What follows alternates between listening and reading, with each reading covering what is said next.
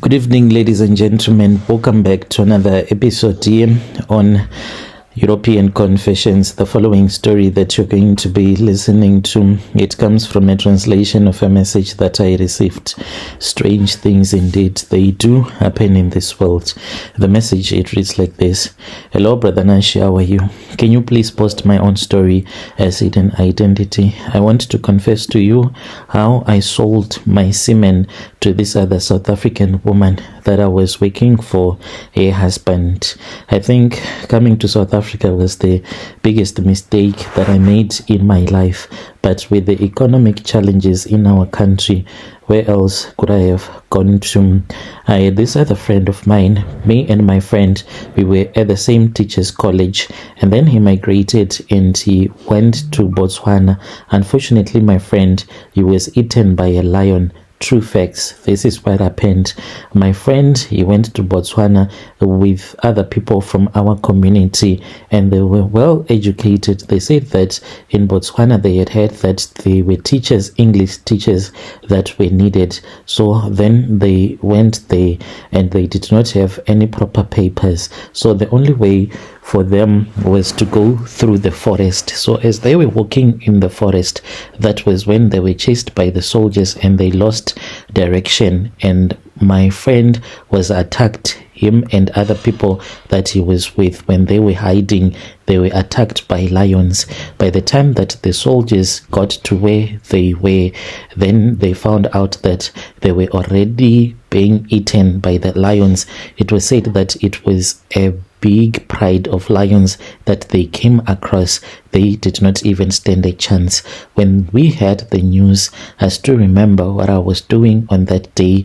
I had this other small fruit and veggie market that I had. So there was this other man that came with the news. He was a police officer. He had his cousin who was dispatched in Plumtree. So the news had gotten to him, and then he called the cousin who was staying in our community, and he was given the task to come and to speak with my friend's mother. She also had a small fruit and veggie, but all that she could sell was sugar cane. She did not even have money to go and buy even bananas, just to sell bananas. That was how broke she was. So there were people that had given her some sugar cane, and that was all that she was selling.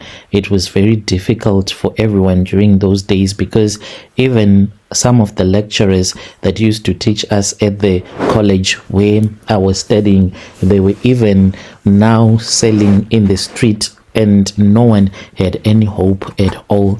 So when she had the news that her son had been eaten by lions there in Botswana, I remember very well that she just dropped to the ground and she started crying, and she collapsed soon after that. You know, when people are poor, when someone has fainted, there is no one who can even get airtime to phone the ambulance. All that they could do was to take care of her, because the ambulance, it needed money for it to come and carry her to the hospital, and there were bills that were needed as well if she would be taken to the hospital. So they looked after him, they were taking care of him, and they said that it was high blood pressure that ended up killing her when she was told that her son had been eaten by lions in Botswana. Even when I said that I wanted to come to South Africa, my mom, she used to cry each and every day. She would go to this other church that was in our location, and she would start to cry to God, saying that, God, please protect my son, because to the land where he's going to, it is very dangerous. I want my son to return back to me. I left my country. I only had 20 rand, and to someone 20 rand, it seems as if it is nothing. But you know, I had to work for 3 months to get that 20 rand. I had to make some farm bricks, if you know them, for this other man. this man, he wanted to start a chicken project. So he wanted some chicken bricks to be made. He then said that I can give you only 20 rand, and this 20 rand that I will give you, it is not all, but I will also give your parents some food. So after he had given me that money, I kept that money very safe. And on the day when we left, there was this other cousin of mine who was working for this other big trucking company. So they used to deliver some goods in Beitbridge, just before Beitbridge. So we had to walk for about 40 kilometers to Beitbridge on foot. And when we arrived in Beitbridge, we just were going around and just asking people for money so that we can cross the border. During those years, you had to walk. We walked for about 9 hours without resting. The moment that we entered into the Limpopo River, that was when we were told that it is now every man for himself, and God is for us all. Anyone that will fall behind would be left behind. Brother, there was a man that stepped on a puff adder. I don't know why this world is so cruel. That man, he stepped on a puff adder. He screamed and he said that I have been bitten by a snake. I have been bitten by a snake. And the people that knew how to navigate the bushes when we were crossing into South Africa, they came, they had a small torch and they switched it on and they said, this one is dead. And they were looking at this other big fat puff adder that was hissing. It was lifting its head to the side, ready to strike again. That man, he tried to follow us, but he fell down.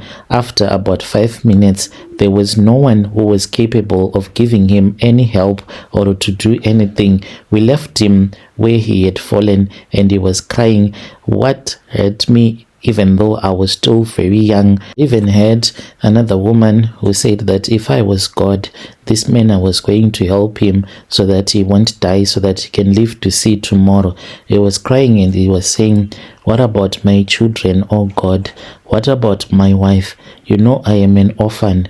You know I am an orphan. And he was in pain. It seemed as if he did not even know his relatives. He was just an orphan and he was trying to come to South Africa so that he can be able to take care of his kids. And he was crying that the same way that he grew up suffering as a street kid, that was the same thing that was going to happen to his children as well. By the time when we arrived in Messina, we were taken to this other Dutch Reformed church and we stayed there until we got our asylum papers, and then I got a job. And we were told that there was work to be found in Louis Richard, and me and my friends, we walked from Messina because we could not afford to get onto the taxi. Me and my friends, we walked for 4 days as we were walking from Messina, and we arrived in Louis Richard.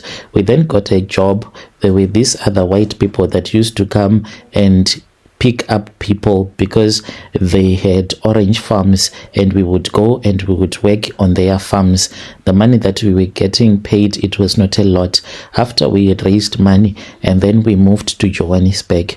When I was now in Joburg, life, I can say, it became a little bit difficult. But us as Africans, even if someone has suffered all of his life, the moment that he seems as if he is enjoying just a little bit, then you bewitch him. You do not even feel sorry at all for him. So when I was now in Johannesburg, I would go to Bosman sometimes to send some groceries back home. I would buy some groceries and then I would go to Bosman and give it to this other bus driver. My parents, they would go and pick up the food that I used to send to my parents. That is what got me bewitched by the witches in our community. They said that now they can even drink cold drink from South Africa. It means that they are full of pride. Because what I used to do when I would go and send the groceries back home, I would even buy maybe two liters. My mom, she had never drank Sprite before, and I would buy those two liters for her so that she can drink. And I knew that my mom and my little sister, when they would go to wait for the groceries, sometimes they would go there hungry without eating anything, and they had to wait for the bus maybe the whole day because they did not even have a cell phone. So they had to literally go and sleep there and just wait and watch as all the buses would be passing by. They would give each other chances. One would be awake, then the other one would be sleeping, until they would have seen the bus and they would run and stand in the middle of the road because they did not even have any way to communicate with the bus driver. So they would go for a day or even 2 days just waiting for the bus to come. So I would buy some food for them so that at least they can eat something the moment that they would collect the groceries. So the relatives and the neighbors, when they would see my mother holding a 2 liter of cold drink, they would say that now she is full of pride because her son is working in South Africa. One day, when I was returning back from work, there were some other South African boys that suddenly stood in front of me and they said that they wanted my cell phone. That was the beginning of the bad luck and the misfortunes that I was facing. Each and every time when I would get money, I would get robbed. It even happened that these people, they would even follow me to where I was staying. Something bad really happened to me, brother. One day, I was just seated in my own room.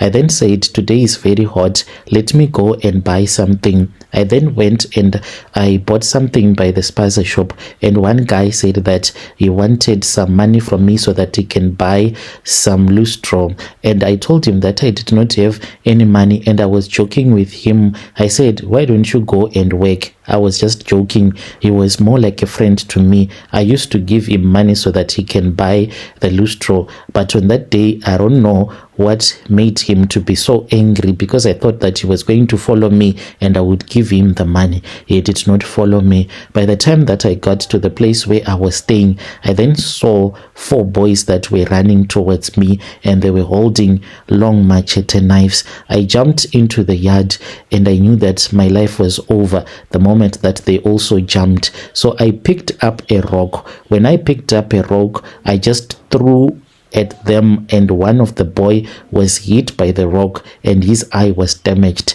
I was arrested, but everyone in the community saw what had happened. They even followed me to court to help me because they wanted to kill me. Those boys, they had done it before. They had attacked another man on the bicycle. He used to wake up and he would go and sell some stuff to the people that would be going to work, and they attacked him and they hacked him to death. So that is another story that happened, and it was the beginning of my misfortunes. I spent 3 years whilst I was in prison. Even though everything that had happened, it was a matter of me trying to defend myself, but I came out. When I came out of prison, my mom had already passed away and I returned back home. Then I was taken by one of my auntie. I did not even know that she hated me. She took me and she went with me to my mother's grave. She then gave me a sweeping broom and she told me that I was supposed to sweep my mother's grave. I did not even know that as I was sweeping my mother's grave, I was sweeping my life away.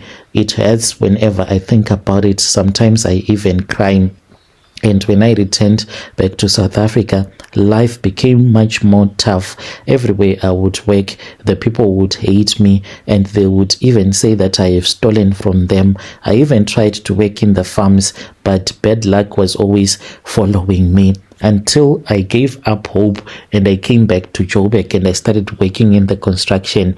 Then I met this woman that I am dating right now, a woman who told me from day one that she was a ritualist. When she told me that she was a ritualist, I thought that maybe she was just lying to me. She just wanted to test me to see if I love her. I proposed this woman after we had gone with my boss to clean the gutters at her house and to fix the roof. I was working for this other white man. He would go and fix people's roof, and he used to get a lot of customers during the raining season. We went to that house, so he would leave me whilst I would be busy fixing the roof wherever you would have gotten a contract. So we went to that woman's house. She was still married at that time, and when we got to her house, I started doing my job as I was busy fixing and painting the tiles where they were broken and where there was a leakage. And when I got off from the ladder, that was when she told me that she had made something for me to eat. She said, get inside. And then I got into the kitchen and she gave me some tea and bread to eat. But the woman, the things that she was wearing, she was just wearing an apron with something that was too short for a woman to wear when her husband is not around, and I could see everything. She kept on looking at me and I kept looking at her until she came and she asked me if I wanted her, and I said yes, but I did not think that I deserved a woman like her. She said, you can have it all. When I got to her bedroom, which was upstairs, when we were getting ready to make love, she then said to me, before we make love, I want you to know that once you do this, then know that you only belong to me. I will take care of you. And I was so happy. I did not know that there were other things that she wanted me to do. And she said, are you willing to be with me for the rest of your life? And I was like, yes, I'm willing to be with you for the rest of my life if you also want me. She got up from the bed and she knelt down, and then she took a clay pot.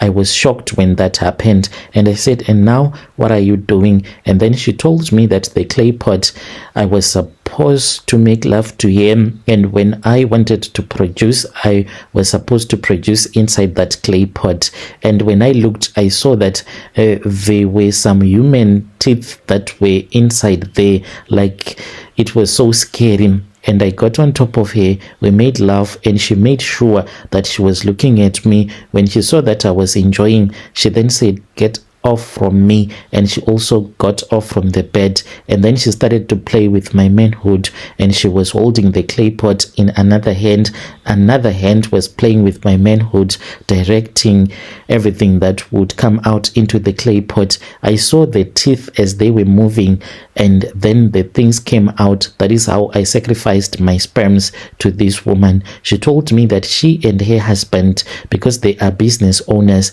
they got a tokoloshi from Durban, and after they had been given a tokoloshi, this thing, it survives by the sperms of a man, and that is how I sacrificed myself. I did this because I'm the breadwinner in the family. I know that I will never be able to have children in my life because of what happened on that night, but I have learned to live with it. Sometimes things happen to us, things that we do not even want them to happen to us, but they are times when you just have to do what you have to do to survive. This is my confession. When you post, please tell me. I'll be following through in the comment section. Dear listeners, right there was a message that was sent to me by one of our dear brother. Let us try to talk about this in the comment section. Strange things indeed they do happen in this world.